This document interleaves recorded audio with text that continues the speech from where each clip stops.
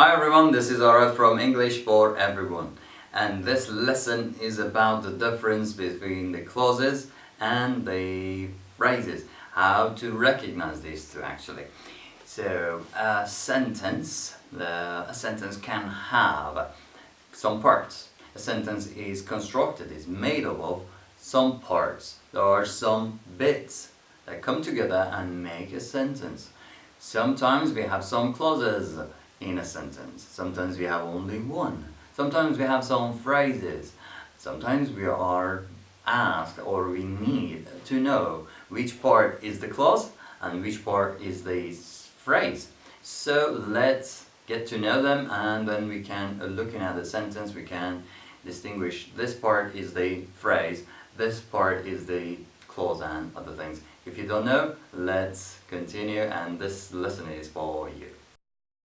A clause is a part of a sentence. It can be the full sentence, the whole sentence, or maybe a part of it, because some sentences are made up of only one clause. Some of them have got more than one. Okay, some of them has got 2, 3 clauses, maybe with a couple of phrases.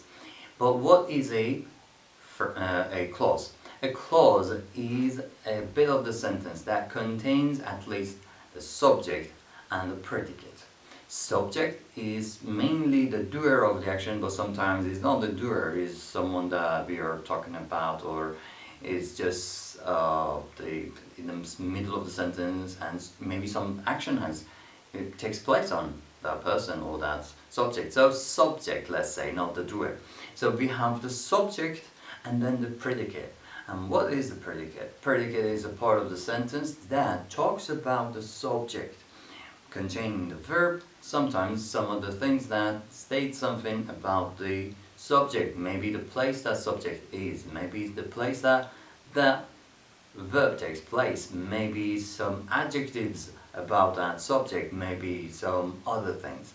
Let's say the rest of the sentence. Alright, so we have the subject and then bit that talks about the subject, which contains a verb.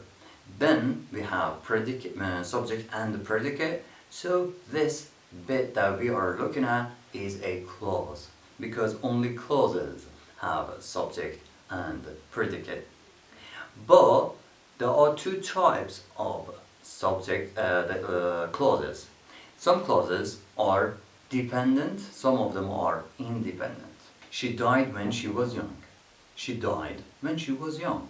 Okay, when we look at this sentence, the first bit has got a subject, she, and the second bit also has got another she. So I have 2 clauses.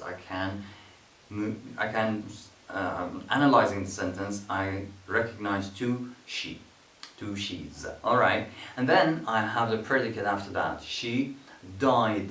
Died is explaining, is telling something about my subject. When she was young. Was young is also doing the same thing for the second she. So I have 2 clauses in my sentence. She died, 1 clause. She was young, another clause. Okay, so I have 2 clauses. Both have got a subject, which in this case happened to be the same she, and then I have predicate. One of these sentences, one of these clauses have got a 1-word predicate, and that is died. The other one, the second one, has got 2-word predicate, and that is was young. So it can be short or long. But anyway, we have a verb in the predicate. Okay? So if it's only 1 word, then that word should be the verb. So she died or she was young, both are clauses. Let's say she died and when she was young. 2 different clauses. But the first clause is a independent clause. Okay? It means that it can stand alone. It is a sentence on its own. So when I say she died, I can put a full stop and move on to the next sentence, or stop speaking. She died. I am giving some information. I'm not going to continue, and no one is waiting for me to give more information because I have finished the sentence. But if I say when she was young, then my listener will be waiting for me to continue because I haven't finished. I have started something, I have started giving some information, but I haven't finished it. When she was young, well, what happened when she was young? I haven't completed the sentence. Conditional sentences use these clauses. For example, when I say, if the weather is good, we will go out. The first bit, which says, if the weather is good, is an dependent clause. And I can't use this bit as a sentence. If the weather is good, and I put a full stop, then person listening to me is waiting for me to complete the sentence. If the weather is good, what? So I haven't finished the sentence. I need to complete the sentence, and this is not complete. So the first clause is a dependent clause. Now, talking about phrases. Phrases are two, three, or a combination of words, two or more words, that sometimes describe something, let's say a couple of adjectives, or talk about the place of the action, the place that the subject is, or the action takes place, or something like this. It is completing the picture, it is giving more color to the sentence, it gives more description, it talks about the time, it talks about the weather, the situation and other things. And it doesn't have a subject and a predicate.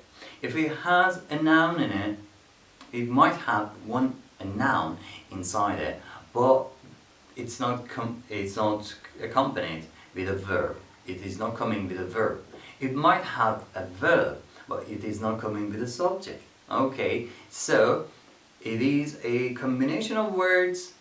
It might have a noun inside, it might have a verb inside, but it's not complete. It is just talking about the situation.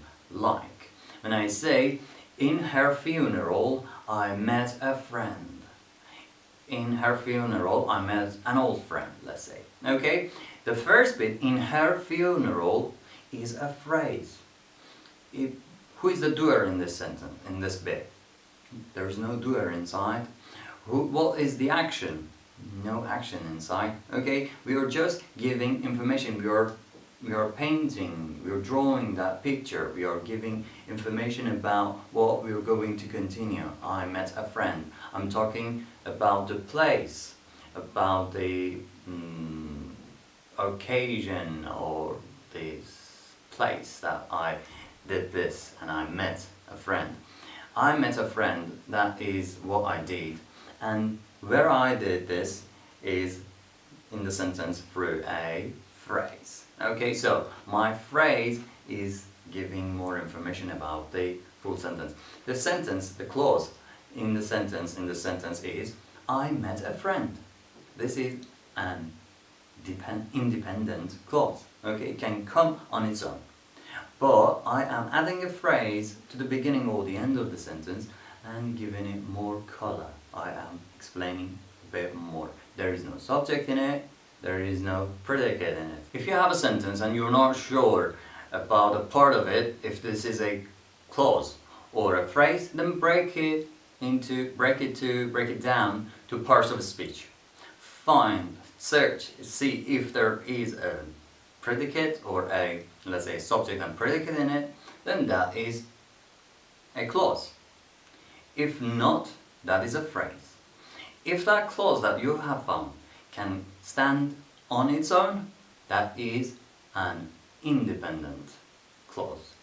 But if it is a clause but can't stand on its own, that is a dependent clause. Okay? Dependent clauses and phrases can stand on their own, and they need to be added to other parts of the sentence to get complete. So this was how I recognize these two.